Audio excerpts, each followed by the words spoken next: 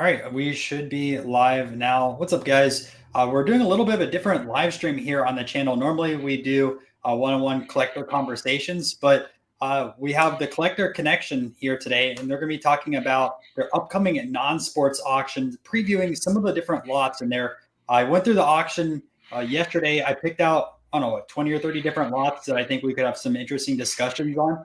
A lot of things that you guys will see in the top 25 eBay sales series that we have on the channel that people really love. You love vintage non-sports? Well, this is one of the auction houses for you. And thank you for this idea. I thought it was pretty awesome, and let's do it. No, thanks for having me. No problem. So do you want to talk a little bit about your auction house? Not only do you have non-sports, but you collect or you sell baseball cards and everything else along lines of that. Yeah, well, the company, just a little quick history. The company started in 1983 as a little live, well, as everything was back then, a live-only auction. And then I bought the company in 2018, and I joked that I drug it kicking and screaming into the 20th century now that we were well into the 21st. And then 2019, we started our first online auctions, and then when the pandemic hit, we moved completely online. We do sports, non-sports, and comic books. In sports, we divide those into two different auctions. We do a post-war auction 8 times a year, and then we do the only dedicated pre-World War II auction in the hobby. We do that twice a year. And then twice a year, we do non-sports and comics together. And that's what we're in the middle of right now, is our fall non-sport and comic auction. And when's your non-sports for the spring one as well? That's in May. Give me 2 seconds. I can tell you the date. It would be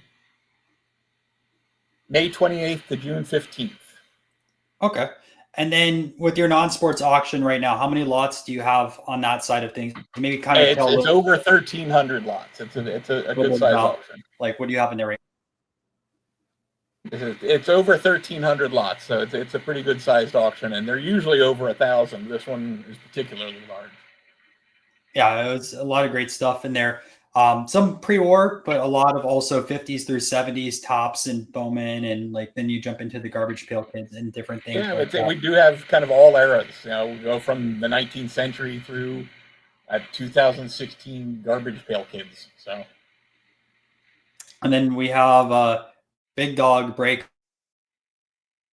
It said just put in some bids last night. Well, good to hear. Yeah, nice. So and lots of unopened. So he was a breaker, so I'm sure that's probably what he was bidding on is some of the unopened we have in the auction. Yeah, let us know what you ended up bidding on. That'd be kind of cool. But I'm not going to tell yet. I know. Some people like talking about what they bid on. Also, some people don't. So I understand both sides of it. I guess don't tell. Or everybody wants to keep it later. There we go. But yeah, let's take a look at some of these lots. Sure. You have anything you want to start with, or just kind of go in order? It looks like you're frozen for me. There you go. Any order you want to go in, or you just want to start with the lowest? Just start with whatever. Okay. Well, let's kind of go in order then. The first lot that you want to see is actually lot number 2 in the auction. It's a PSA graded red Menace set, the 51 Bowman red Menace. I love that set. The Ghost City is one of my favorite design cards out there. Let's see if I can find it real quick. I think it's a 5, if I remember correctly. Yeah, that, and then the green Mount St. Tongue is another super popular card. There's Mao. Yeah, show the Mao as well. In his lovely green. And a 6th grade too, which is pretty nice. And a 6, which is a pretty nice grade for the set. The set average is, I think, a little over a 5. Is everything the 11th ranked set in the registry? Is everything graded in that set, or is there some raw cards as well? It's a complete graded set. Nice. Of course, it's going to be like the last card I come across. They've been out on preview, so they're not in order. So even knowing what number it is wouldn't necessarily help me. That's all right. Oh, there it is. All right. Yeah, and this is very reminiscent of the Cost of War card from Horrors of War, where death is walking various soldiers along the way. It's kind of reminiscent of that card to me. See, anytime I see it, it just reminds me of like a metal album cover. Like I could just see that. Like I could see a thrash metal band having that as the background. And yeah, but like I said, it's only 0.02 off of being the 10th highest set So if somebody wanted to buy this and break into the top 10, they'd only have to improve one card by one grade to get there. And that seems pretty easy to do. I mean, yeah. I mean, because I think there's a couple of 4s in here that wouldn't even be that expensive to upgrade to a 5, and bam, now you're in the top 10.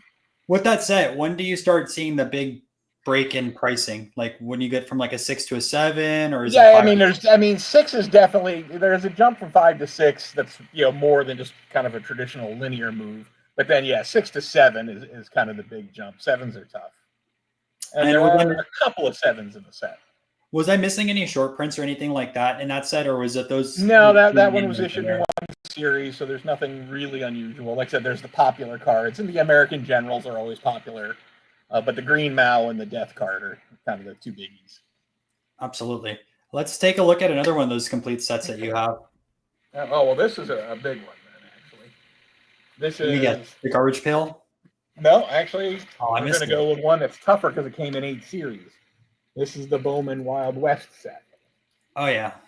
And it's really difficult. It's basically 8 different sets.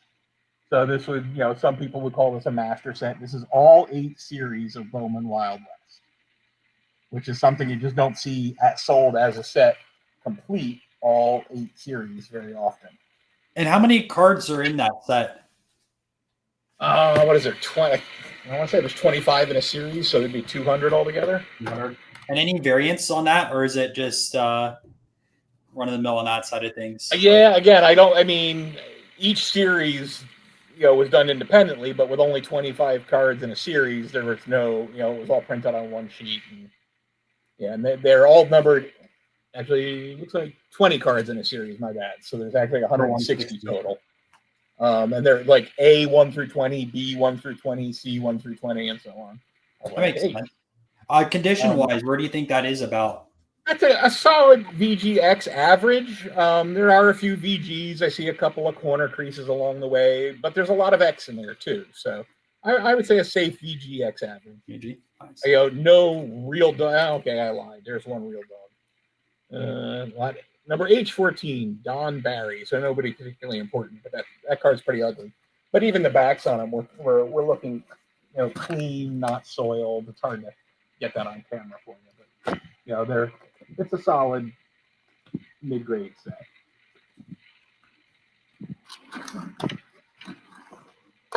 What's your favorite in that set before you put it away?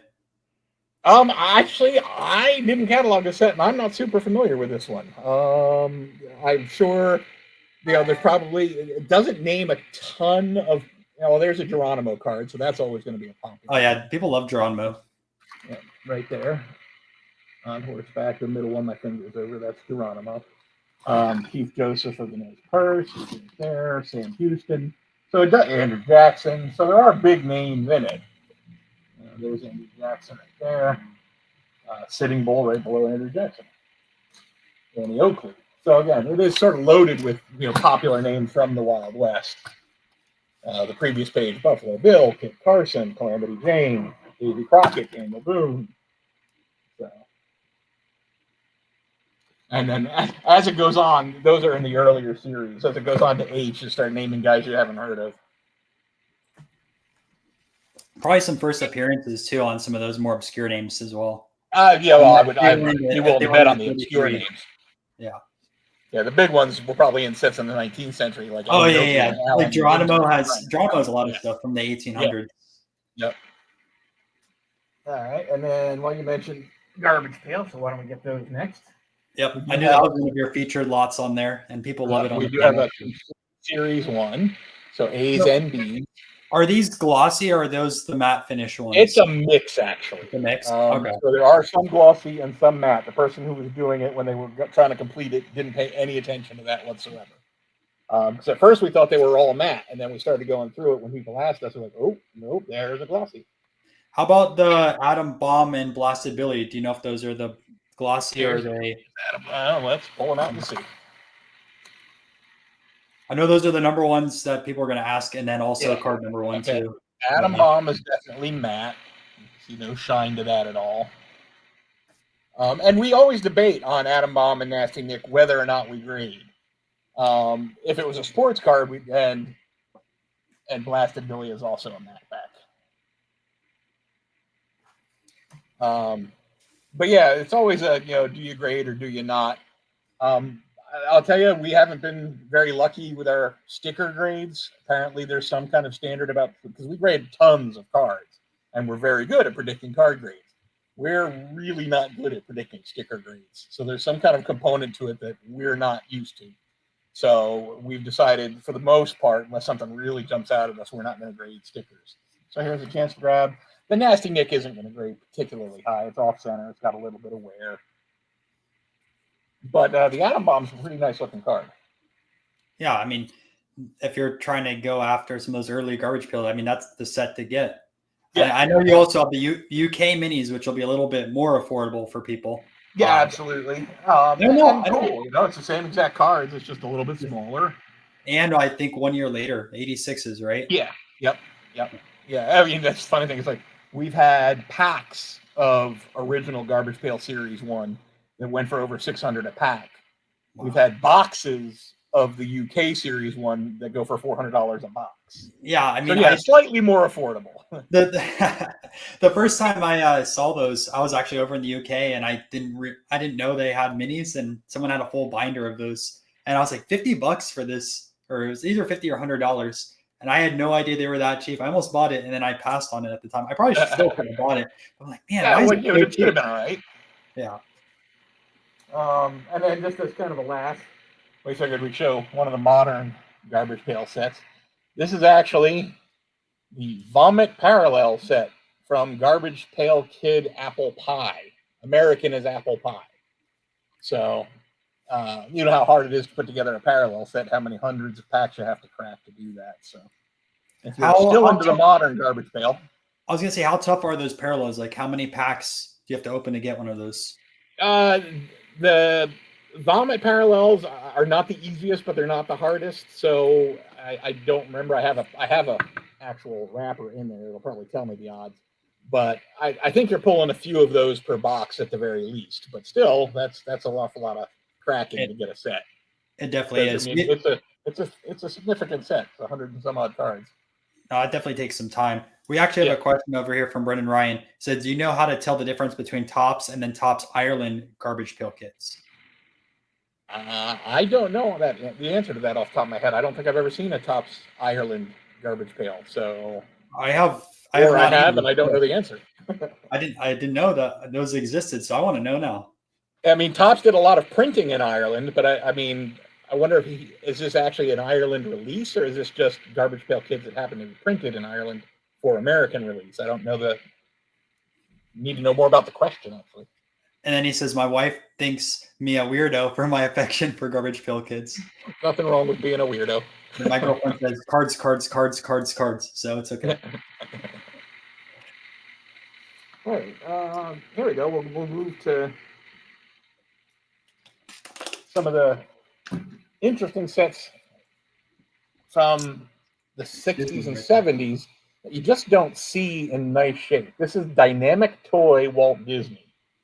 And you do see these fairly often, but they're rough normally. I mean, these are large. These are about 3 by 6. So they're more susceptible to damage. And you've got a whole big selection of all the big names. And there's the big page. Mickey, Donald, Goofy, and... No, they're super vibrant.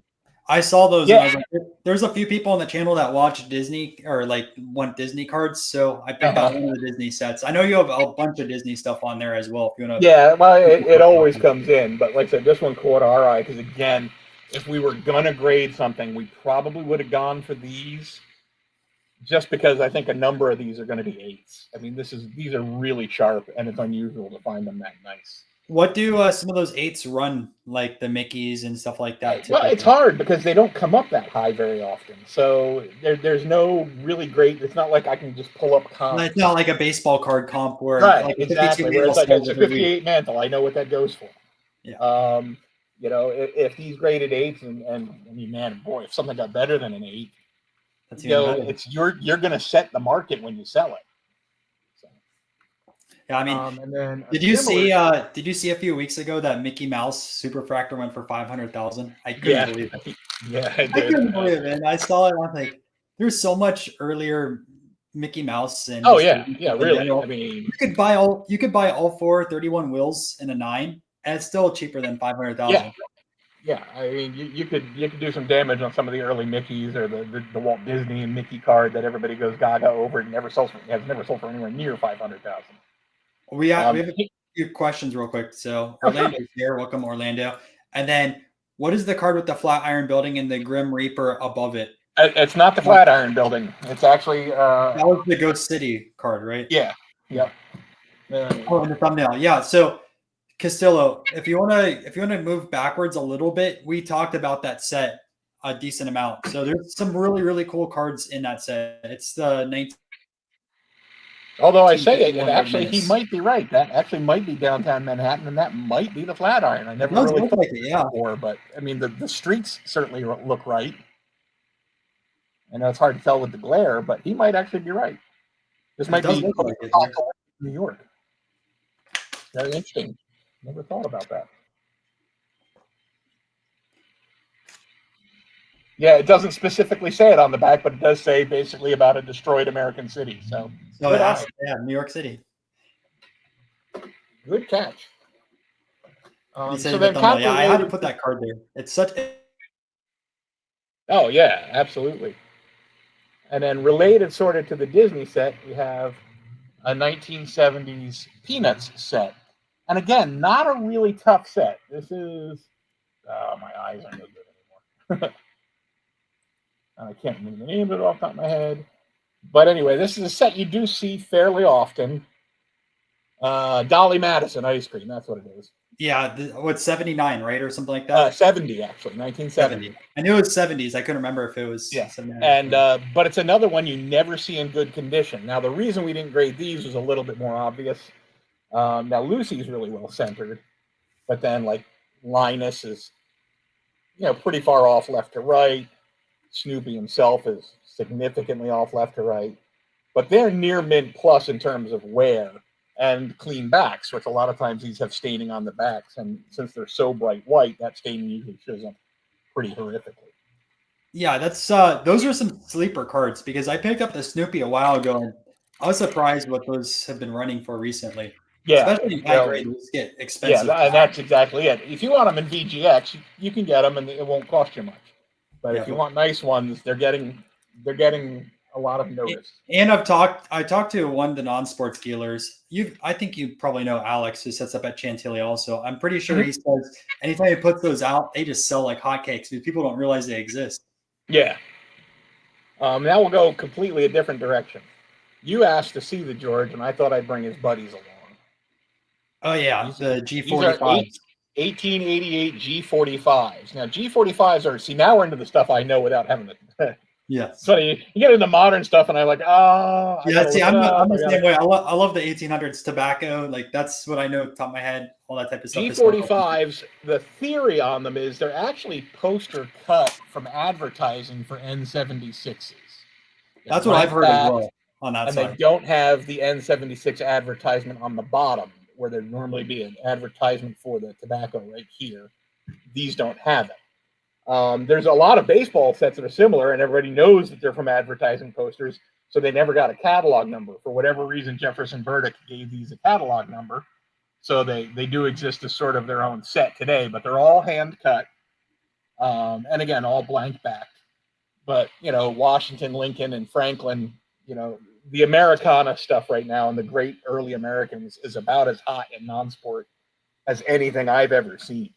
I know. Bald Eagles, Thomas Jefferson, Thomas Edison. That stuff is all really, really hot right now and has been for a little bit. Yeah, and it's definitely an affordable way to get into an N76 copy. What I was going to say is I think CGC does grade those. I don't believe SGC and PSA do not. I can guarantee you SGC and PSA don't. We tried. And I did hear that CGC does grade them. Now they'll only get an authentic because they're hand cut and they're not cut perfectly, but still really interesting stuff. Absolutely. And then Brennan said, makes me wonder if any other Disney IP like Steamboat Mickey will be on fire for all lists soon. Well, is it free? I don't know. Oh, free for Well, all. I mean, Steamboat Mickey. I mean, that has always been anything with early Mickey is hot and always has been hot. So I don't think the $500,000 Mickey is going to change much for the vintage Mickey. It's Because not. the vintage Mickey was already popular. Well, I was gonna say it's two different audiences too, because Yeah. like I don't think the people chasing after the super fractors are the ones that are chasing after those Mickey issues in the 30s, whether Yeah. it's the Spanish ones or the UK stuff, or even Yeah, I mean, somebody cracking packs, there'll be that slim percentage of guys who are cracking packs today who matriculate to the older stuff because it happens. That's how I got into it. I was a kid. Everyone does. No one joins the hobby and says I'm collecting 1900s pre-war cards. Right. Like it takes a while. You do your thing, your contemporary thing, and then you go, what came before? And so that's where you kind of wind up. Now we'll stick with 19th century. Now we have the 1893 Arbuckles, History of Sports and Pastimes of All Nations. And we debated on this one whether or not we wanted to put it in our sports auction or our non-sports auction. And we did opt for the non-sport, even though it does have a very early depiction of baseball up here in the corner, which any card with baseball on it from the 19th century, people do go. Always hot. People love those. So, but it's, 30 cards, or 30 or 50. 50 cards, sorry. All different countries. And they're trade cards. They're Arbuckle coffee. And then I want to say the UK one, does that one have golf and cricket in it, or is it two separate ones? I can't remember. I think Scotland has cricket or golf and curling. Yeah, okay, so Scotland had golf, and then it was UK. And England probably has cricket, and I'm not sure what else. And then welcome, Jesse. I'm glad you're joining the non-sports side of things. There's so much to learn, man, and this is going to be a good live stream for you to learn stuff. It's actually more challenging than sports. Way more challenging. Even just like on the because I feel like baseball minus Venice and some other Cuban issues and things like that, like it's pretty self-contained, right? Yeah. Like, well, and if you know the history of the sport, you have a leg up on the history of the cards.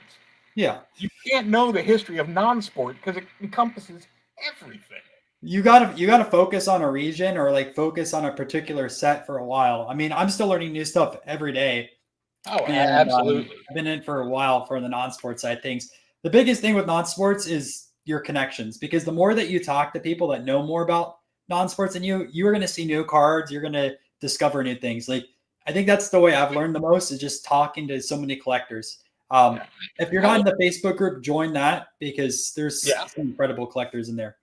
Yeah, there's some guys there who are my go-to guys, because I'll be honest, I learn something every auction. I have not done a non-sport auction yet where I knew all the answers. No, there's just no way to. I mean like part of it is because a couple of my consigners are sickos who have amazing, weird stuff. But I can throw out some hobby names for the real hardcore guys. I'll know Alan Miley is a regular consigner. Alan has written hundreds of articles about non-sports cards. Alan's in his 80s now. He's a non-sport pioneer, and he's a consigner with us. So Alan hands me a box, and I'm like, yeah, you hand me a box and an explanation or an article or something. I'll write you a free article for that one. Yeah, because half the time he hands me a box, and I'm like, that's the first time I've ever seen that. So, and then Roxanne Tozer, too. Now, her stuff kind of skews more modern. But. And Orlando said, pre-war non-sports is so interesting because cards are made all over the world. Yeah, I mean, you have cards from Japan, you have cards from China, you have cards from Germany, from France, from UK. I mean, we've had them from the Philippines. Yes, tobacco cards from the Philippines and China. Yeah, it's it never ends. Yeah, and actually, one of Alan's favorite things is European 19th century cards. I love that stuff too. I'm getting chocolate cards and apothecary cards, and I'm like, what is this stuff? There's a guy I talk to occasionally. He's from Germany. He has 2 million different German cards from the early 1900s. Now, like, I thought I knew a decent amount about German cards and just like European stuff, and he tells me he has like 2 million cards, and it just keeps sending me picture after picture. I'm like, I've never seen that before. I've never seen that before. I've never seen that before. I'm like, man, like there's so much more to chase now, and like some of this. Like, I collect a lot some early Olympians, stuff like that. So like Pavo Nurmi or Weissmuller, and he showed me like 20 or 30 different cards of each of those. I'm like, never seen this nowhere. And like I've saved searches for years on eBay and other sites. Yeah. And it never populated. Right. Let's see. Oh, here we go. Here's something a little different. So you're going to ask, why is he showing a pack of tissues from like the 1950s? Well, these are very famous tissues. These are doeskin tissues, and for a stretch of about 5 or 6 years, they were issued with 1 card per pack. This one happens to be a Wings card, but this is actually a factory seal pack. We have it in a sleeve also, but that is still the original factory wrap around the pack.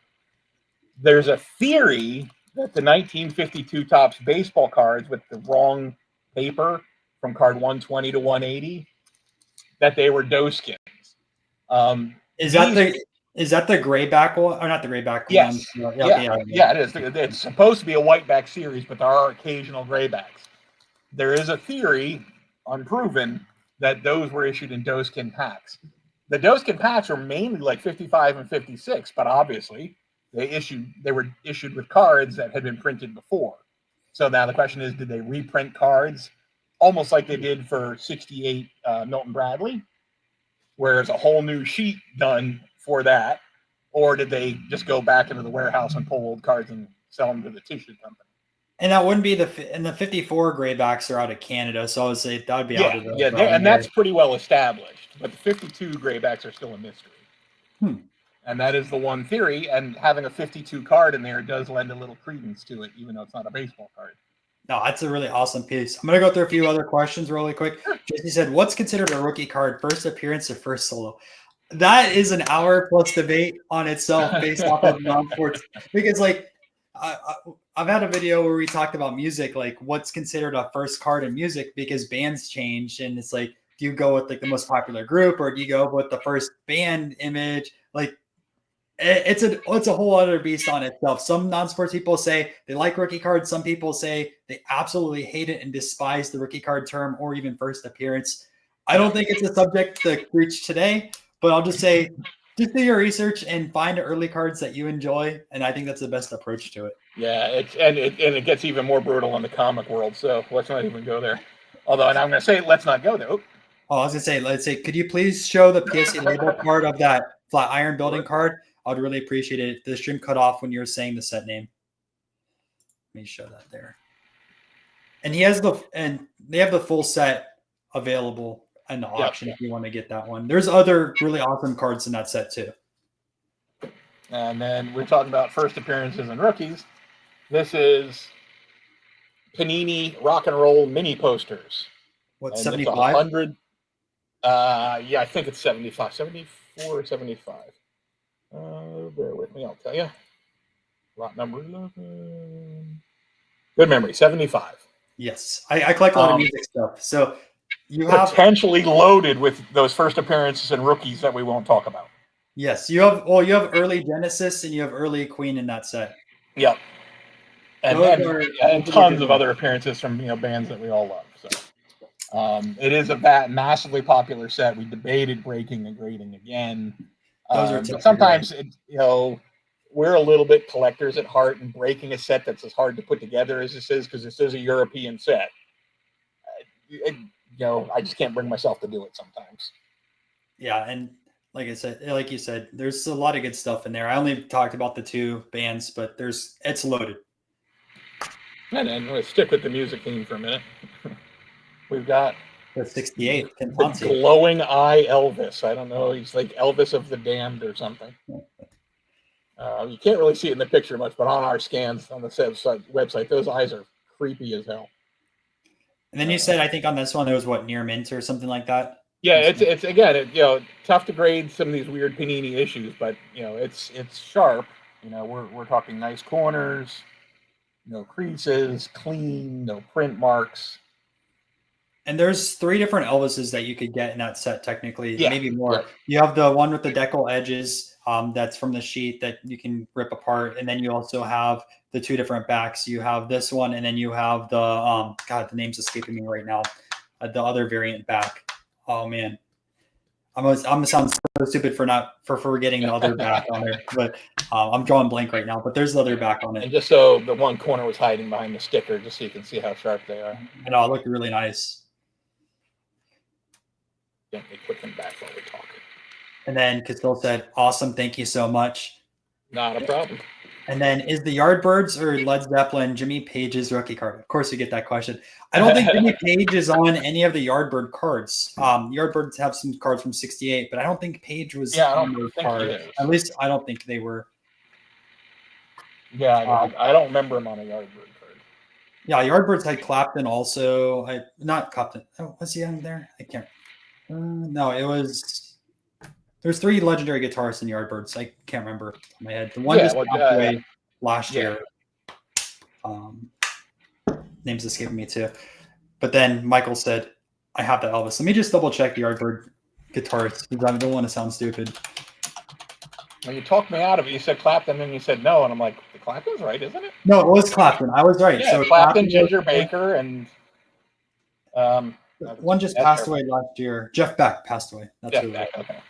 I was like, I'm pretty sure Clapton was in there, and I'm like, yeah, man, maybe it wasn't. You talked me out of it because I was like, yeah, Clapton. Okay, maybe not. Nope. There we go. All right. So then, and we have some fun silliness, C3PO. Yeah. Grand old golden rod, C3PO. And there's actually 2 of these in the auction. But then, a little bit different. We've got, it's unfortunately not a set, it's just a selection, but it's the O-Pee-Chee Star Wars. And if you know anything about O-Pee-Chee in the 70s and 80s, it is just a lot harder to find than the Topps is. I was going to say also the edges are always going to be rough on those O-Pee-Chee sets too. Yeah, and these are actually, fairly clean. Pretty nice looking group. Oh, yeah. Fan a little bit for you. But you're not seeing any of the horrific fuzzy cuts. No, not like the hockey cards from '79 that are always. I always remember the Wayne Gretzky with like the 10 that has the super. Yeah, we have a 2.5 coming up next month, and it's it almost looks like a deck of ledge. It's so fuzzy. But see, that's one good thing if you're trying to find a legitimate Gretzky. If you see that at a card show, no one's making a forgery of the deckle-edged Gretzky. Well, actually, I hate to say it, but some of the cards that were outed by Boda were cards with fuzzy cut edges where the counterfeiters learned how to fuzzy cut an edge. Really? Man, I was wrong on that one. It was very depressing. That I would have thought and they were doing it for things like 49 Bowman, which is notorious for not horrific fuzzy cuts, but definitely all the time. Fuzzy cut on the sides was common on 49 Bowman, and they were faking those quite nicely. We got a few other things over here. Remember Led Zeppelin were almost called the new Yardbirds before a passing comment in the studio changed his mind. Probably a good idea. And then another Hollis build, some Garbage Pail Kids. We actually covered the Garbage Pail Kids a little bit earlier in the video. If you want to scroll backwards and see it, we had the 85 set, and then also the, Throw Up variations? The vomit variant. Yeah, there we go. I had the name wrong. Close. A synonym. And then we have the British Series 1 set that we talked about a little bit. Yep. Kind of coming to the end of stuff to show. Yeah, we'll do one more modern here. This isn't actually a really well-known thing. This is actually a factory set of Marvel Universe Series 1. Still factory wrapped, and it's going to be really hard to get this to show up on camera. But it's actually etched on the bottom there. Number 2480 out of 4,000. So people always talk about the holograms in this set. This is probably the best chance you'd have of getting a clean hologram because it's never been out. They've never rubbed it. They feel like they're probably actually also wrapped inside this because when you get any movement at all, doesn't feel like individual items moving. It feels like one big chunk moving. So kind of a rare, again, limited to 4,000 of a super popular, Marvel Universe Series 1 set with the holograms. How many holograms do you get in that container? 5. 5 holograms. There's 5 in the set. Okay. I wasn't sure if they only put like 1 or 2 or they put... No. It was advertised as complete with all holograms. So. And that also has that famous Stanley card too from 1990 Marvel. Yeah. Classic. Those do well too and pretty high grade. I know they've gone down a little bit, but yeah, a lot of other stuff has. Like most of the stuff that was kind of hype grade, 10 hypes on. It's like It is a 1990. It's not going to be impossible to get more 10s, guys. So relax a little and wait for the price to come back to you, because it will. And then the last thing, we tried to kind of keep thematic, but we missed these along the way, is a nice little selection of the Skybirds from 34. We do have some high numbers also. We have a couple of singles, some Orville Wrights. Lindbergh as well, I saw in there too. I didn't even play the stadium after. We had Earhart and Lindbergh in the last auction, but I don't think we had any left of those. This was I was gonna say, I thought I saw Lindbergh in the one that you have. Maybe he was still then. He had tons of duplicates, and we hate to put multiples of the same thing in an auction because then they tend to fight with each other. So this is his leftovers in this auction. So there may well have been 2 Lindberghs that I just didn't remember. It's an awesome set. Those 13 all of that Schickel stuff with the Art Deco feel to it. I just love, whether it's the baseball or Skybirds or what have you. I just love that design aesthetic is like my favorite thing in the world. Amazing. So I think that's all the goodies I brought to show you. Oh no, I'm lying. And while we also see these lots, if you guys have any questions on the current auction as well, feel free to put it in the chat if you want to check out the website and take a look at some of those lots. Yeah, that's why I use that as my name, so you can kind of look at it while we're talking and see if there's anything you had a question on. We got a nice partial set of Look and See with there's your key card right there, Queen Elizabeth. And I assume the Ruth is in their sports auction? Yeah, if we had one, but there wasn't one in this particular set. There are a couple of other. Was there a Rembrandt in there?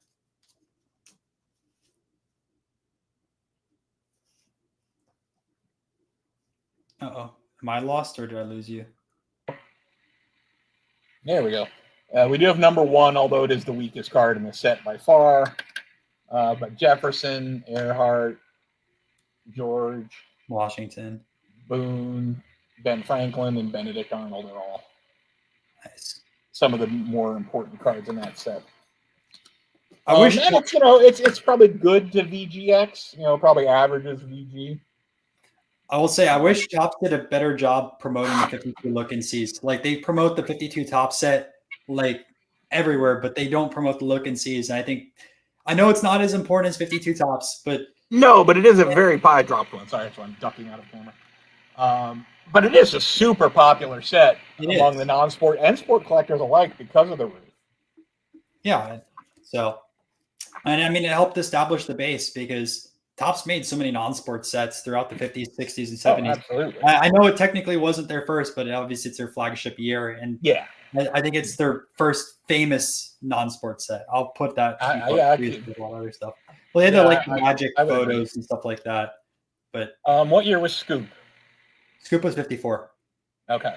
So, yeah, I would have to agree then, because that's definitely the next. Yeah, I would say Scoop is definitely second on there, too, because you also still have the baseball appeal on there, but anytime I've had Scoop's cards, they've sold super fast. No, they're not a problem to move, that's for sure. Yeah, and then Brennan says, I've got a Daniel Boone, looks nothing like Fez Parker. Fez Parker. I don't know the Fez Parker reference, though. So Fez Parker was the actor who played him in the movies. Oh, okay. So if you're old like me, those movies were being shown like on Saturdays on the Wonderful World of Disney on TV. So I grew up watching Fez Parker, even though my parents grew up watching Fez Parker. Oh, 2 generations, right? Yep. All those actors out there like that. But yeah, if anyone has any other questions, we can jump through that. Questions about the auction in general or anything? I'm going to take a look really quick at the auction. Maybe we can talk about a few other lots. Sure. Over here. And then, let's see. Actually, let me share my screen. I can put this on as an additional screen. Oh, great. Over here.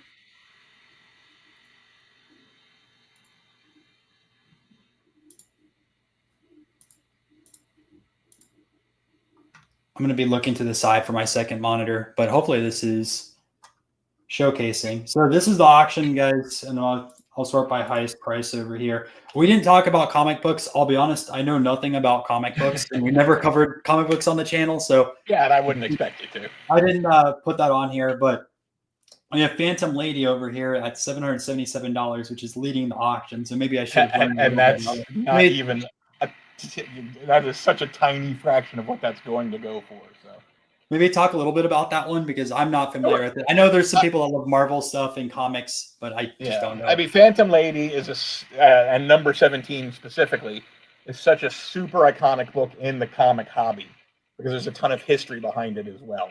First of all, there's pre-code comics and there's post-code comics. Pre-code comics were before the comic industry got called to Congress and they were told that basically they were going to be censored unless they came up with their own program. Kind of like what happened with music in the 80s where they had to put their own warning labels on music. If they didn't do that, Congress was going to step in and do it for them. So pre-code, you had things, if you want to actually click on her and bring her up in a bigger picture. Yeah, let me do it. And then you can even scroll. There you go. So this is a book from 1950 something or other. And, she's definitely on the racy side and she's tied up and 48, I'm sorry, and skimpily attired. And this is what the government was trying to put a stop to. Well, there was a book written called Seduction of the Innocent, all about from this guy, this morality police type guy, who was saying that comic books are destroying the youth of America. And he featured certain books in Seduction of the Innocent, this being sort of the poster child for what's wrong with comics in America in that book. So, of course, everybody had to have this because once he drew attention to it, every little kid wanted it. That makes a lot of sense why it's so expensive. And it was not the most common book to begin with. It's not a Superman or a Batman that was printed in massive quantities. And then on top of it all, this particular copy was printed on pink paper, which is an incredibly rare variation. Basically, Fox, who printed this book, would occasionally cheap out and save money by buying colored paper. And not every book in a given issue was printed on that colored paper. So to get a Phantom Lady number 17 in a 4th grade on pink paper, to give you an idea, first of all, the book only comes up in the hobby a couple of times a year in any condition in any paper. We actually amazingly had another 4 in the spring in regular white paper that went for $28,000. Whoa. So this pink one should significantly outperform that white paper. That is a monster comic book, and I'm glad we got that story now because I had no idea. Maybe I'll find this at like an estate sale, right? I walked by, and I'm like, oh, I recognize that one now. That's something to grab. And all the Phantom Ladies are popular, but it's the number 17 that's actually the key one. Where most people think of number ones is always the most important. That's what I would have thought. That's my assumption is number ones, but and that's a lot of people lose a lot of money chasing number ones. That's a great. But a lot of history behind that book. But back to cards. And then you have a fun things like the Elvis case. Yeah, the Elvis case. I see these cards all the time, but 16 boxes in a full case is awesome. And it is as clean a seal as I've ever seen on a case that old. It is not loose at all. And I know the source. The source was a gentleman who I've known. Well, he passed away, unfortunately, but I knew him for probably 20 years. So I know he bought this when it came out, and it is just sat. Would baseball card exchange seal up the entire case, or how does? Yeah, they're with baseball card exchange.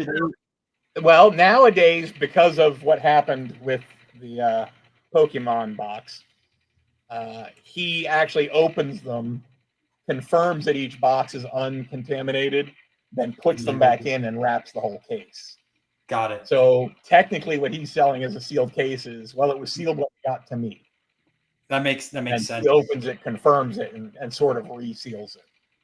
Man, I don't know if I would want to do that if it's already sealed like that. But also, well, to me, this one with the seal on this one is so clean, and it's not $1 million box, so there's not a lot of incentive to fake it. No. So. And then we have some of these other comic books. Was there any that you wanted to cover, or? Well, I mean, just a great example of why number ones aren't always key. If you click on that Batman, I don't remember what issue that is offhand. 181, but that's the first appearance. Lot 23. There we go. The first appearance of Poison Ivy. So that's, again, we're talking about rookies and first appearances. That's the Poison Ivy rookie comic. And so that is worth a ton more than, hundreds of issues before it. In 1966 too, right when they had some of the first Batman cards too. Yep. And the TV show was at its biggest, where you can see they actually kind of modeled the comic book characters after Adam West and Burt Young. They tried to keep them in that same aesthetic. No, that makes a lot of sense. Look what you can have over there. Let's keep going forward. We've covered the Dolly Madison over here. Yep, the Dolly Madison Scoopy. Oh, now this is unfortunately unwrapped, but that's the Series 1 wax box. Now, they did come wrapped from the factory, but this one is complete. All the packs are legit. The nice thing is they were Mylar packs, so it's not like wax packs where they could have been resealed.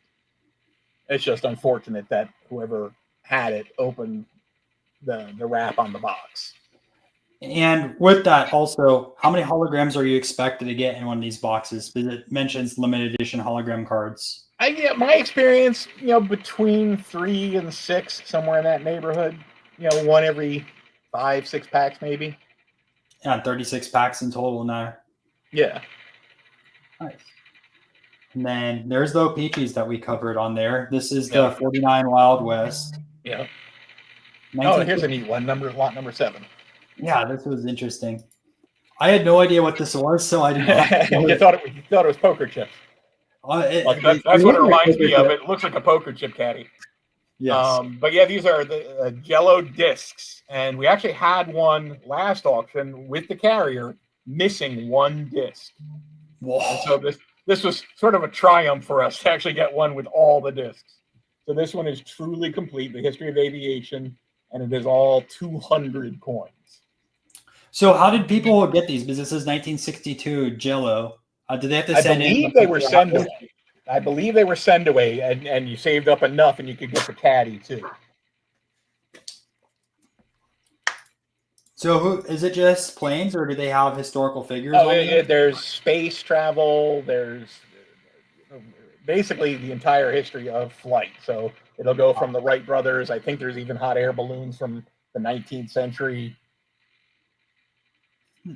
And is this something that PSA grades these coins, or is this something that they don't? PSA would grade them. Yeah. Nice. Yeah, because they're very similar to. That's great. The hockey discs and the discs from Salada discs from the sports world. No, I never knew these existed, so that's kind of cool. Yeah, and there's actually a bunch of different subjects. It's not just history. This is the history of aviation, but there are other subjects on discs also. What other subjects is there?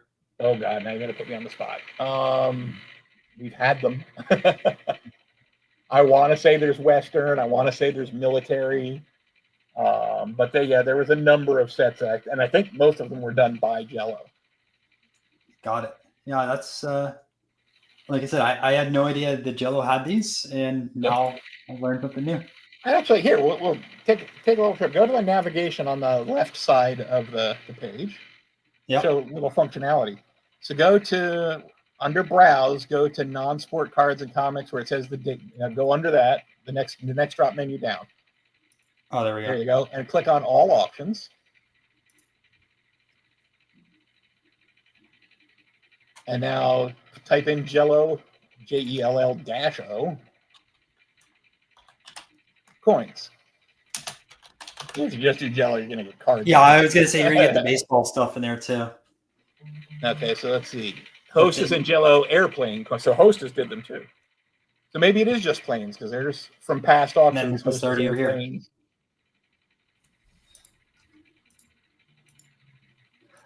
see what some of those look like. Here you go. Click on a single. That'll give you a better. But that's one of the nice things about our auctions. We don't hide our past results. You don't have to be registered. Anybody can come in and use our past results for pricing purposes or research purposes. No, that's super appreciative, because it's easy to grab that. These ones over here too. And you can search specific auctions, or you can just do what we just did, which is search the entire history of the company. Yeah, when I do comps, I just look at everything in general. especially non-sports. I always advise people to make sure you're looking at what date it sold, though, since you are looking at the entire history of the company. Look at like a 2005 comp and use that as the price point. Exactly. Let me jump back over here to the current auction. I'll just go back. Yeah, so you have to go back down to where all auctions is and click on Nonsport. There you go. There we go. Let me go back by highest price. I'll jump through a few more of these over here. Yeah. And it's early days yet, too, so don't get too excited about the fact that the highest price on some of these is, like $57. I'm going to win Series 2 Marvel box is only $60. Woohoo! I'm going to win this for like $70. Possible, but doubtful. Yes. Let's see what over here. 1978 DC superheroes. So I'm not familiar with this one. I wish I missed over this one. This would have been a good one to talk about. But let's that's the lame ripoff of the real set, the G-Men and yep, the G-Men. That's I can't remember the full name of the set now. It's terrible. But yeah, the Tasty, which was actually bread. It's not Tasty Cake. Tasty Bread DC set. They're mediocre condition, which is pretty typical. They were stuck on the end of a loaf of bread, so they were susceptible to shelf damage and stuff.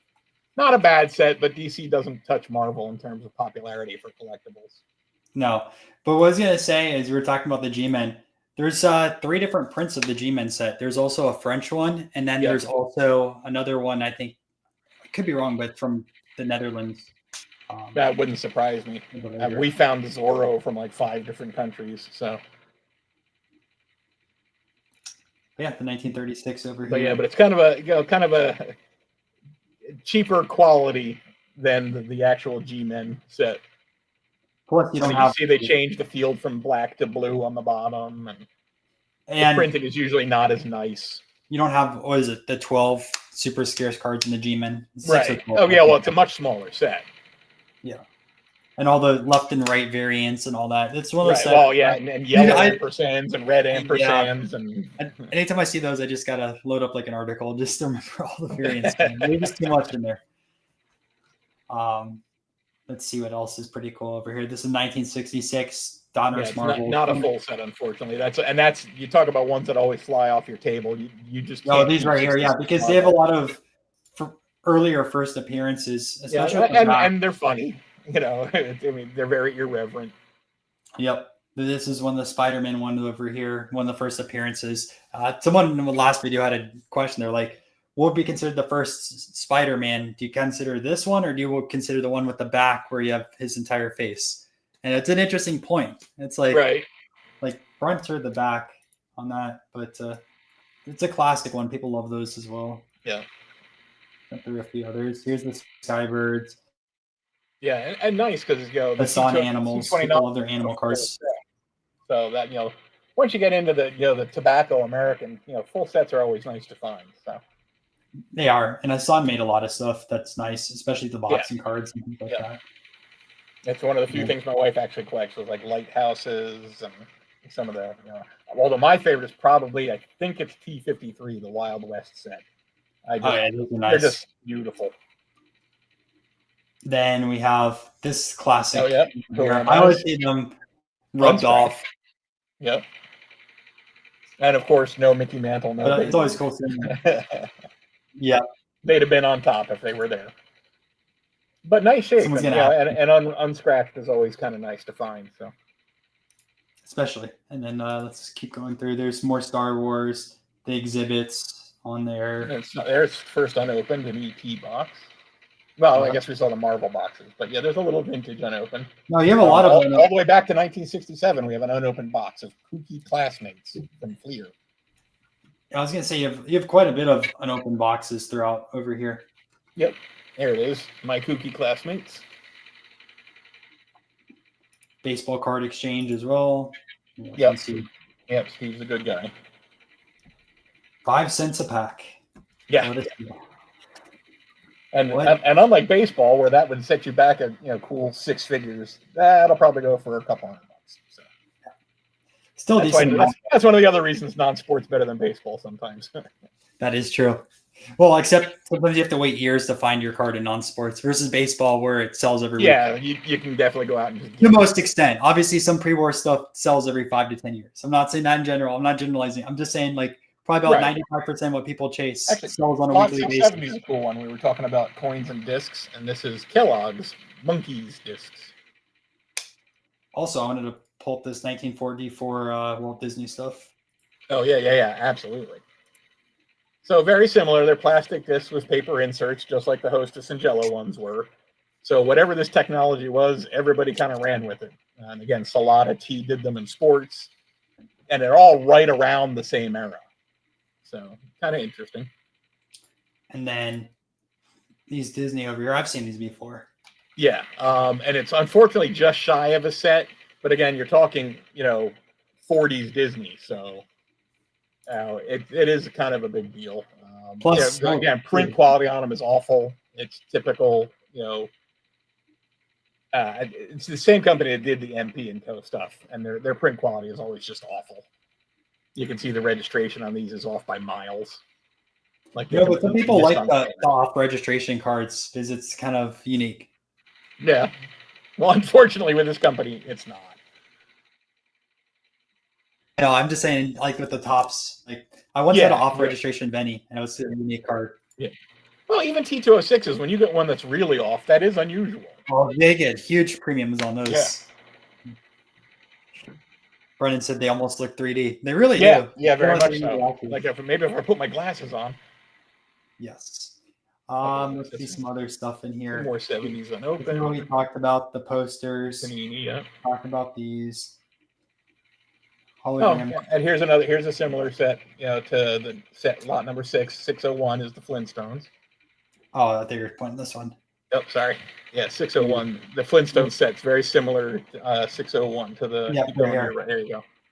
So very similar to the other set that we talked about. It's that oversized dynamic toy set for the Flintstones here, and this is a complete set again in super high grade. Just not something that comes up in this shape all the time. Another one of your classics. And then we can have the argument about Fred and Barney and Bam Bam's rookie cards, and got to put that all over the title. Fredstone rookies. Yeah. Here's your Lindbergh, by the way. Oh, okay, there you go. You're right. Yep. And then Star Wars complete cards and album, 1977. Now this is interesting. 1980 and newer non-sports collection, 1,000. Yeah, and actually, this is one we have a note to update this. We're going to be adding pictures to this one because, while it does give you a kind of a breakdown of what's in it in the description, that's kind of an unacceptable, image. We need to show people a little bit more about what you're going to see. So, in the next couple of days, you'll see some pictures added to that lot for your edification. That'll be interesting to see. I sometimes love those auction lots, but sometimes I also hate those. I hate when you don't know what's there, but then I also love when you see some things that are like hidden in the corner. Like, oh, this is a great one. Yeah, I mean, we try not to force you to gamble too much. I try. The whole idea when I bought the auction was I wanted to turn it into the auction that I wanted to buy from, because I've been a collector and a buyer forever, and there were plenty of things about different auctions that I hated.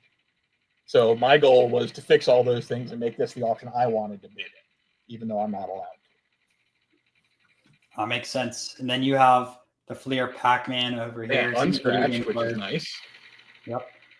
And more Disney over here with these wee Disney Fun masks. Yeah, those are actually the box backs from 1950s Wheaties, and the masks were. We actually have 3 different lots of Wheatie stuff from this era. They did these masks for Disney. They did Disney comic books. I'm not going to lie. They look kind of creepy. And then we have the original box advertising all of these premiums. So, yeah, you were supposed to cut these out and tie the strings through the 2 holes you see on either side and run around the house and creep out Mom. Right there. No, I was going to say some of these look pretty creepy. That's the Lucifer Fun mask, for crying out loud. So, who's actually a character from Pinocchio, if I remember. Nice. And then going through some other stuff over here. Yeah, wacky plaques. The Fleer window panes. That's actually a rare set. Or is that did I just pass it? You just went past it. I don't know if you went up or down though. There it is, right there. Lot number 8. Look at it. There's actually a little bit of debate about how many are actually in this set, because it seems like periodically people find another one. So what's the story behind it? Why do they keep finding more stuff in the set? I think it probably was just not a wide issue, and so when somebody found a logical number like a 24 or 30 of them or something, they thought, "Oh, I got the set." And I forget how many are in this one, but this is what's believed to be complete now. 30, 56? 56, yeah. Yeah, that's what's believed to be complete at this point. But they're just not an easy find. No, I've never seen these before. Yeah, I mean, topically, there's nothing, pop culture about them other than Fleer from the 60s. There's no characters we know and love. There's no, but and these are the backs. Some blink backs versus other designs. Yep. So just a rare Fleer set, oddball set, and you can see they're not even positive about when it was released. 65 to 71 is like the. That is such a large window for like a 60s release. I've never seen that. Yep. So you dig around in our auction long enough, you will find weird stuff like that. But that's what I like doing, though. I mean, it's the education side of things. Here's the vomits that you were talking about. Yeah. Well. The 16. So is that another Disney set there? 78 Mickey Mouse. Yeah, more Panini, which I didn't even realize Panini made Mickey Mouse cards. Yeah, well, people don't realize how long Panini's been around. It's just they didn't invade America until basically they took over Topps sticker printing for them in the 80s, like the baseball stickers that you put in the albums. Topps did them themselves up until about 83, and then Panini did them for Topps after that. So that was kind of Panini's first foray into the American market, as far as I know. That's interesting. Until now, then they became. Yeah, now they invaded. Fanatics stomped on them. But now Fanatics is taking them out. Yeah, well, certainly out of the major sports anyway. Yeah, it's funny though. Panini is making a Chrome Rolling Stones set now, and it's like, man, why did you have to make it Chrome? You should just went back and made paper Stones cards. But I don't even think they made any autographs or anything. Like, it's such a missed opportunity. Throwing some Mick Jagger autographs in there. Well, yeah, but you got to get Mick to sit down and do it. And Mick doesn't need the money. That is, I mean, they did the set though, but I know from licensing point. 259 is a good lot to look at. You just scroll past it. There the birds. When this was first listed, I had to educate my cataloger a little. He didn't mention that there was a bald eagle, which is again one of those crazy popular things right now. It's like you've got an American tobacco card with a bald eagle. We need to mention that in the title and the description. So, yeah, those do extremely well. Yep. Especially those early Ginters, like people chase those. Yeah, very much so. The Pop Rocco gum candy lids. I'll jump through that one. Oh yeah. Similar to the baseball gum candy lids. Yep, I remember this. You have the test issue ones, and then you have the wide releases. Yep. And they're always hard to get good grades on because the tabs almost always had to bend to get them out of the pack. I would never try getting those graded. Those are tough. Yeah. Very, very tough. And a lot of nice superhero foldies in high grade in this auction. Some of them where the perforations are still intact, which is really tough to find on the folding flaps. Which one was that over here? I just saw one go by, but there's a number of them scattered throughout. I'll go up one more row. There's a couple of Wonder Woman. Those are unfortunately punched ones, so they're still really nice looking, but the flaps that fold. I see right here. Yeah. No, those look good. Otherwise, they look like mint. Yeah, they haven't actually been folded in, but once the perforation's been separated, it kind of is a bit of a bummer. Kind of like the 37 Peachy baseball card. So once that's done, it's gone. Yeah. And I mean, and it's only one little dot of perforation too, so it's very easy to accidentally break them. Yep. They're not perforated all the way across. It's one little connection at the end of the card. And we have giant Garbage Pail Kids. I know someone was asking other. Oh yeah, well, Roxanne is the. You see Roxanne Tozer's name on a lot of the auction lots. She was the original publisher of Nonsport Update. Okay. And a few years back, as she started to work her way into retirement, she sold to Beckett, and now Beckett publishes it under their name. but she's gradually downsizing now, and she is the queen of garbage pail. We're talking about Alan Miley and all the weird stuff he shows me. Roxanne can show me stuff from garbage pail, and I'm like, what is that? She's got every esoteric piece of GPK collectible that you can imagine. One of the people that set up at Philly Nonsports, I assume. Yeah, well, she's the promoter of the Philly Nonsports. Oh, and then there you go. Yeah. I'll keep going through. Early Harry Potter, although I don't know much about Harry Potter. I know some of those early autographs go crazy though. Yeah. Yeah, and I love things like the Mutascopes. You just scroll by her. Oh, there's one right here. Yeah. Yep. You have the pinup girl Mutascopes. They're basically exhibit cards. They always have vibrant colors too on those. Yeah. And there's a nice Batman unfolded intact on the foldies. We got Brendan leaving a few other comments. Have either of you heard of the Carl Barks Disney card set? I have not. Does not ring a bell for me. And then don't sleep on those Michael Jackson cards. Who knows if John Reckoning is right? Yeah, we passed a partial box of Michael Jackson wax box earlier. Yeah. And then let's see what else you have over here. More early tobacco. Oh yeah, Mogul toasts. And then way more Skybirds, if anyone. Yeah, the little lots. We tried to, when we get just a weird grouping, and we try and do some internal logic to the groups. So you see, we broke them by series, or we'll break them by condition. We'll break out single cards like Eddie Rickenbacker, or we passed the Lindbergh earlier. And then another Hollis said, just signed up and we'll probably bid on a few of the Garbage Pail Kit items. Thanks for the heads up. Yeah, no problem. Thank you. Over here. And we'll scroll through the next page, see if anything else on there. And then I think we can call it a stream. Tons of 80s for you children of the 80s out there. You got your Raiders of the Lost Arks and your Chips and your Magnum PIs and all that stuff. Charlie's Angels if you're a little older.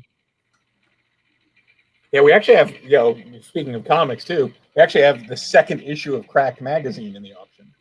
Wow. Cracked Magazine #2, which was one of the Mad rip. We actually have a bunch of Mad rip-offs, but there's Panic. Panic #1, Thimk #1. These are all kind of Mad Magazine rip-offs. But Cracked was one of the ones that was actually successful. 1958, yeah. 1958. I'm sure Crack #2 is probably, since we're scrolling by price, I'm sure that we went past probably on the first page and missed it. I hope. Well, we'll be there at the very There's end. Some of the 79 and 80 wacky packages, the later ones. Yep, we see all those right over here. And those are complete sets. And one of the things I really like about Non-Sport is how many people are into the wrappers. Because I always thought the wrappers were kind of unrespected art, and in the sports world, they're a little bit more boring. In the non-sport world, wrappers people love them. Well, and the fact that some cards are wrappers. So there's a lot of stuff out of Eastern Europe where literally the card set is the wrappers. All your cards are going to be ones, but they're impossible to find at a time because most people throw them out. One of my favorite music sets is Hishler from 1969, and those are so tough to find. Only a few populate every year. It has the first appearance of Black Sabbath in there, first appearance of Led Zeppelin, and you just don't find them. Right. Most of them are torn up or really, really bad shape, and if you find it, you're happy about it. Right. Yeah. The trick is finding it, then worry later about how nice it was. Yep. JFK top set, the classic one over there. I know they just wrote about those cards. How about an empty Series 1 GPK box? Where was that at? Oh, right here. Yeah. Right there. I mean, even just for art in your room, perfect. Yeah. Or just it. And you could fold it flat and frame it if you really wanted to. I want to say it was Collect that just did that with 86 Fleer boxes. They bought a bunch of empty ones and they have an art piece spaced around it in their office. Oh, there you go. So you could definitely do that with some of those sets. This is the giant stickers. Interesting. That's the design. Yeah, and it's unopened packs. Yep. I'm sure that's from Roxanne. Yep, of course it is. 87 Topps Garbage Pail Series 7 partial box. there. Yeah, I think we're done with our unopened, but More 85. These are the UKs over there, the small ones. and then stick-on pictures. I don't even know what the heck that means, but And you even got Pokemon, which I don't know yeah, a much little about. bit. Yeah, we've had a lot of Pokemon in the past. We don't have as much this time out, but we actually had a unlimited 1999 unlimited box. Was one of our biggest selling items ever, and it went for 24,000 a couple of years ago. Some of those Pokemon guys, they love the type of stuff like Yeah, they this actually went to like a guy you can Google. It went to a venture capitalist in Canada, and we had to get an export license to send it to him because it was so expensive. Jeez. And then Brennan says rush cards are very scarce. Yeah, they are. They don't have In much. the Panini set? No, they're not. Okay. Their first cards are in the 75. 80s. It could be. Yeah, their first stuff is in the 80s. Their first Panini was 87, I want to say, or 88. It's hard to believe. Why they're not in a lot of sets. I have some South American stuff that they're in, but they're pasted in albums, so I'm not going to take them out of that Yeah, I guess they just weren't big in Europe. albums. And then You're locking up on me. no, it's my internet cuts out every once in a while. I don't know why. Pay for great internet, but it is what it is. Can't change. And then modern autograph cards. We have a bunch of those. Pack pulled cards. Heather Thomas. I think there's a Shatner in there somewhere. Yeah, Leaf does a good job with the modern non-sports autos. They've done extremely well in there. Their pop century and everything like that. Yeah. Yep. Keep going through some more stuff. Yeah, it's funny. A number of the companies that like historic autographs and Son have actually both bought from our auction. Yeah. Let's see what else you have over here. Dickens over here. The Recruit. That's a giant set. Yeah. Cards. And the Dickens sets is one of the more popular British sets, just because everybody knows the characters. Yes, Dickens actually has quite a few sets over in UK also. Yeah. His Copes from 1900, and then you have that one. You have a few others too. Who Am I? Those look like they're... Yeah, those are scratched. Yeah. Yep. Although now let's see. Hold on. I have to see. Go back up to the Who Am I? I want to see something. How many does it say there are in the lot? Still says 9. Yeah. I yelled at the cataloger about that this morning because I can count to 9, and I know that there's 9 in a page, and that doesn't look like 9 to me. There's a secret one right there. Yeah. Well, and it didn't even make the description where there's clearly 8 cards listed. So we'll have words with him tomorrow. There you go. 8. So you got the inside scoop here, guys. There's only 8 cards in that lot. If you have any question, who is the missing card? Yeah. Another classic set. Yeah. Or let's see that one. Maybe over here. President Roosevelt, Churchill.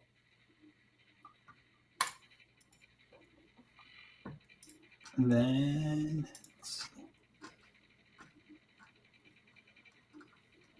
was there any other lots you wanted to talk about that I maybe skipped over? Or no, I think we covered it pretty well. A lot of the stuff we're skipping over is popular stuff, but it's not particularly expensive. Speaking of music, you got 91 Pro Set Superstars of Music, and I believe there's a couple of bands' first appearance in there. Yeah, and there's some variations and stuff like that. Like there's the Soundgarden. There's like 2 different versions on their first appearances as well. So yeah, lots of fun stuff. But that's the fun of digging around. If we tell them everything, then I know you come look. Well, it'd also be like a 5-hour video too. Yeah, well, I'd say we've gone through 500 lots now. There's still 750 to go. So I think this was 800 and some odd to go. I think this was good. And then if anyone has any other last minute questions, put it in over here. But remember, it is the collectorconnection.com. When does this auction officially end? November 24th. November 24th. We go into extended bidding at 10 p.m. And to bid in extended bidding, you have to have bid on that item specifically before extended bidding. One bid doesn't get you carte blanche to bid on anything. And then so if you want to buy that Shirley Temple card, lot number 410, you have to bid on that before extended bidding starts. And does extended bidding, is it every lot or is it lot by lot? Lot by lot. So it's unusual for us to go past midnight. So we're not killing the guys on the East Coast. I will say that is my one pet peeve for some auction houses when it's the entire auction has to end. Yeah, I'm a person that goes to bed early. Like I usually go to at bed before 9. 10:15, any lot that hasn't had a bid since 10 o'clock is closed. And I'll tell you, at 10:15, we're probably down to 150 lots like that. And then those 150 straggle on for however long. And then your prediction on the biggest sale is going to be what, that comic book over here? You Oh think yeah, that's not even going to be close. That's not. There's not even a race on this one. I wish it was. Last time we had 2 comic books, a 28,000 and a 23,000. So at least it was a little bit of a race. But yeah, there's nothing going to be close to that this time. Awesome. Well, this was great. And then I was going to say one last thing. You do set up at a few shows. We talked about that. So maybe you talk about what shows you set up, and then also we're always at the Chantilly show in Virginia. We're always at the Philly Sport Show and the Philly Nonsports show, both at the same venue at the Greater Philadelphia Expo Center. And we're always at Strongsville, Ohio, the Vintage Show. And we're always at the National. And actually, I thought of something dumb that I should have told you is we also hold 2, since the pandemic has gone and passed, we had a lot of our old customers said, can you ever do a live auction again? I said, well, if I did, there would be no online component to it. It would be truly a live only auction. We started doing that again a couple years ago. We only do it twice a year, but you have to be present to bid. So you're not bidding against people you can't see.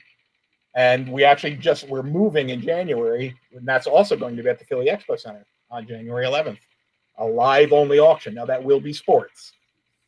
But if you ever wanted to go to a true live auction, is that during the Philly Card Show, or is that another? No, it's about a month after, because the Philly show coming up is December 13th to 15th, and then we're January 11th.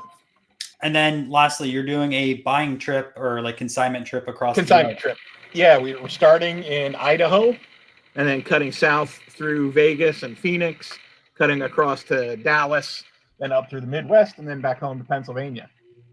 So you can see. This will scroll through. It takes a second, but if you go to our homepage, you'll see the kind of the map of our route. And if you have something you want to consign, get in touch. And consigners always deal directly with me. You'll never get shuttled off to a customer service person or a sales guy. I was hoping it was the next one, but then it showed the Phantom. One more, yeah. But it's so long to read that we had to slow our slides down. I don't blame you though, especially when you were telling me about how important that comic is. I didn't have that appreciation for it, but now I understand it. There it is. There's our little map. So that's the route we'll be taking in late February, early March. So we're dodging the Rockies. We're going south of the Rockies. So if you're in the Rockies, you'll have to wait until the summer. But yeah, that's it for the live stream. Thank you again for jumping on. I really enjoyed this video. My pleasure. Thanks for having me. And then everyone else watching the live, thank you as well. And obviously this is our first one. So if you have any comments on how we can improve these over time, please let me know, and look forward to doing more of these in the future. All right, guys, thank you for watching, and I'll catch you guys in another live. We'll be doing another live this month with a collector. Haven't finalized that, but I'll let you guys know.